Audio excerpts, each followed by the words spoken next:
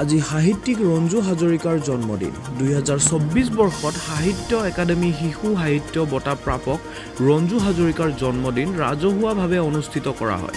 সাংবাদিক পংকজ বৰুৱাই আধৰা অনুষ্ঠানত অংশগ্ৰহণ কৰে তেজপুৰ জিলা সাহিত্য সভাৰ সভাপতি ডক্টৰ ভূপেন শইকীয়াই। দেবেন কলিতা, বিহালীৰ শিশু সাহিত্যক দিলীপ কুমাৰ বৰুৱা, তেজপুৰৰ গ্ৰীণ আছিয়ানা ভোজনালয়ত অনুষ্ঠিত এই জন্মদিনৰ অনুষ্ঠানত কেইবাগৰাকীও বিশিষ্ট সাহিত্যিক সাংবাদিকৰ উপৰিও শোণিতপুৰ জিলাৰ আয়ুক্ত দেৱ কুমাৰ মিশ্ৰ উপস্থিত থাকে। উল্লেখযোগ্য যে ৰঞ্জু হাজৰিকাই ইতিমধ্যে 760খন কিতাপ ৰচনা কৰি অভিলেখ সৃষ্টি কৰাৰ উপৰিও ভৱিষ্যতে 1000 সম্পূৰ্ণ কৰাৰ কথা সাংবাদিকৰ আগত প্ৰকাশ কৰে সাহিত্যিকগৰাকীয়ে। ৰঞ্জু হাজৰিকা আমি আগতে ছোৱালী বুলি তেখেতক কিন্তু আজি কেইবছৰমান পূৰ্বৰ পৰা আমি জানো যে ৰঞ্জু হাজৰিকাজন যথেষ্ট গ্ৰন্থ লিখি অসমৰ সুনাম তেওঁৰ সপোন বৰ্তমানে কিমান গ্ৰন্থ হ'ল আজি কিমান জন্ম জয়ন্তী উদযাপন কৰিছে। প্ৰকৃত অৰ্থত ৰঞ্জু হাজৰিকাদেৱৰ এজন নীৰৱ সাহিত্যিক সাধক আছে, গতিকে তেওঁক বহুতেই নাজানে। তেওঁ প্ৰচাৰ বিমুখ আছিল, গতিকে তেওঁ ল'ৰা নে ছোৱালী তেওঁ সেইকাৰণে কোনো ধৰিব পৰা নাছিল। কিন্তু লাহে লাহে তেওঁ যিমান ধৰণে অগ্ৰগতি লাভ কৰি গ'ল, সামাজিক সন্মান যেতিয়া তেওঁ পাবলৈ ধৰিলে, লাহে লাহে মানুহে গম পালে যে তেওঁ এগৰাকী নাৰী নহয়, পুৰুষ।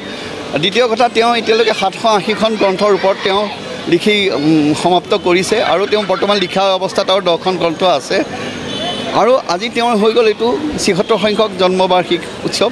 আৰু অলপতে তেওঁ যোৱা মাহত ৰাষ্ট্ৰীয় শিশু সাহিত্য বঁটা সাহিত্যিক বঁটা তেওঁ লাভ কৰিলে, যাৰ পৰিপ্ৰেক্ষিতত তেওঁক অসমৰ বিভিন্ন প্ৰান্তৰ পৰা তেওঁক সম্বৰ্ধনা সন্মান প্ৰদান কৰি আহিছে। সেই সুবাদত এইবাৰ আমি তেওঁৰ জন্মদিনটো ৰাজহুৱাভাৱে ইয়াত কৰিবলৈ আমি অনুষ্ঠিত কৰিছোঁ আৰু সকলো ৰাইজৰ সমাগম ঘটি আছে। আৰু বিশেষকৈ সাংবাদিক বন্ধুসকলে তেওঁক যিখিনি ধৰণে উপকৃত কৰালে, তেওঁৰ এই সাহিত্য বঁটাৰ পৰা আৰু সাহিত্য চৰ্চাকৃত যিখিনি তেওঁ মানে অৱগত কৰাই আহিছে ৰাইজগত, সেইকাৰণে এই সুবাদতে মই সাংবাদিকসকলকো মই ধন্যবাদ জ্ঞাপন কৰিছোঁ, অসমৰ সকলো সাংবাদিকক। আৰু তেনেধৰণে তেওঁ এই চেষ্টা, তেওঁ যেতিয়ালৈকে সুস্বাস্থ্য হৈ থাকিব, তেওঁ সাহিত্য চৰ্চা কৰি যোৱাৰ পণ ৰাখিছে। মই ভাবোঁ ভগৱানে তেওঁক দীৰ্ঘায়ু প্ৰদান কৰক আৰু আপোনালোকৰ পৰাই আশীৰ্বাদ বিচাৰিছোঁ যাতে অসমবাসীয়ে তেওঁৰ পৰা আৰু সুসাহিত্য লাভ কৰক। 780খনৰ হয় হয়।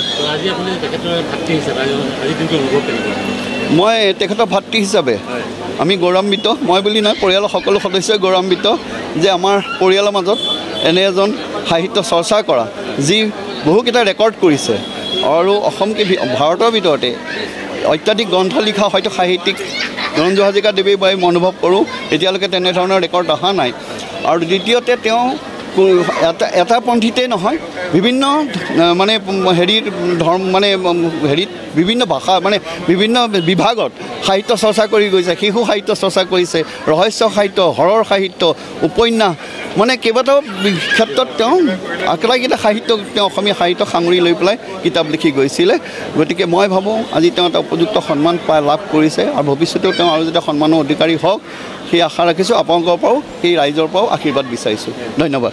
প্ৰসিদ্ধ সাহিত্যিক ৰঞ্জু হাজৰিকাৰ তেখেতৰ আজি 75তম জন্মদিৱস, সেইবাবে এক আড়ম্বৰপূৰ্ণ অনুষ্ঠান ইয়াত অনুষ্ঠিত কৰা হৈছে গ্ৰীণ আছিয়ানা মোৰ হাতেতেলিত। আৰু ইয়াত আহি যথেষ্ট ভাল লাগিছে। আচলতে এনেও তেখেত মোৰ গুৱাহাটীত তেখেত মোৰ প্ৰতিবেশীয়ে হয়, আমি প্ৰায় একে ঠাইতে থাকোঁ আৰু সৰুৰ পৰা তেখেতৰ নামটো আমি জানো, শুনি আহিছোঁ, তেখেতৰ নাটক শুনিছোঁ, তেখেতৰ লিখা পঢ়িছোঁ। গতিকে ৰহস্য তেখেতৰ উপন্যাসবিলাক, তেখেতৰ সাহিত্যবিলাক পঢ়ি আমি ডাঙৰ হৈছোঁ। গতিকে তেখেতৰ নামটো আমাৰ শৈশৱৰ দিন ধৰি এতিয়ালৈকে তেখেতৰ নামটো আমাৰ লগত আছে। আৰু আজি তেখেতৰ এই এটা উল্লেখযোগ্য দিনত ইয়াত আমি সকলোৱে ইয়াত উপস্থিত হৈছোঁ, খুবেই আনন্দকৰ মুহূৰ্ত। এইটোৱে আশা কৰিছোঁ যে তেখেত যাতে দীৰ্ঘজীৱী হয়, বহুদিন যাতে আমাৰ মাজত সক্ৰিয় হৈ থাকে আৰু যাতে আৰু সাহিত্য সৃষ্টি কৰিব পাৰে, সেইটো আশা থাকে। আজি মোৰ জন্মদিনত অনুভৱ কৰিবলৈ বিশেষ এই যে মোৰ শুভাকাংক্ষীসকল, যিসকল শুভাকাংক্ষী আহিছে, তেওঁলোকৰ আন্তৰিকতাপূৰ্ণ আহ্বান বা মোক উদ্দেশ্য কৰি কোৱা কথা, এইবিলাকে মোৰ যথেষ্ট প্ৰেৰণা যোগাইছে। আৰু সেইবিলাকে মই যদিও এই বয়সত লিখাটো কমি গৈছিলে, এনে ভাৱ হৈছে যে মই আৰু লিখিম বা এনেকৈ। সেই মোৰ কেতিয়াবাই 750 পুৰ হৈছে, এতিয়া 770-80 মান হৈছে আৰু। 800টো মইতো 1000লৈকে টাৰ্গেট ৰাখিছোঁ। কিন্তু চাওঁ শৰীৰে কি কয়। ধন্যবাদ ধন্যবাদ। ৰঞ্জু হাজৰিকাদেৱৰ ৭২ সংখ্যক জন্মদিন। আমি বিহালীবাসী হিচাপে মোৰ বিহালীত জন্ম। আমি গৌৰৱ কৰোঁ যে মোনাবাৰীতে তেখেতে আজিৰ দিনটোতে 1952 চনত জন্মগ্ৰহণ কৰিছিল আৰু তেতিয়াৰ পৰা এতিয়ালৈকে 750খন গ্ৰন্থ লিখি অসমত এটা ধাৰাবাহিক বহুবিলাক পাঠকৰ সৃষ্টি কৰিলে আৰু অসমীয়া সাহিত্যত এটা ভোটা তৰা হৈ আজি তেখেত জিলিকি আছে। তেখেতৰ এই উপজা দিনত আমি তেখেতলৈ গভীৰ শুভেচ্ছা জনাইছোঁ, যাতে আৰু ভাল ভাল ৰচনা কৰিব। আৰু সাহিত্য একাডেমীৰ তেখেতে এতিয়া বাল পুৰস্কাৰ পাইছে যোৱা বছৰ। আমি ভাবিছোঁ সাহিত্য একাডেমীৰ মূল পুৰস্কাৰটো তেখেতে লাভ কৰক। ধন্যবাদ।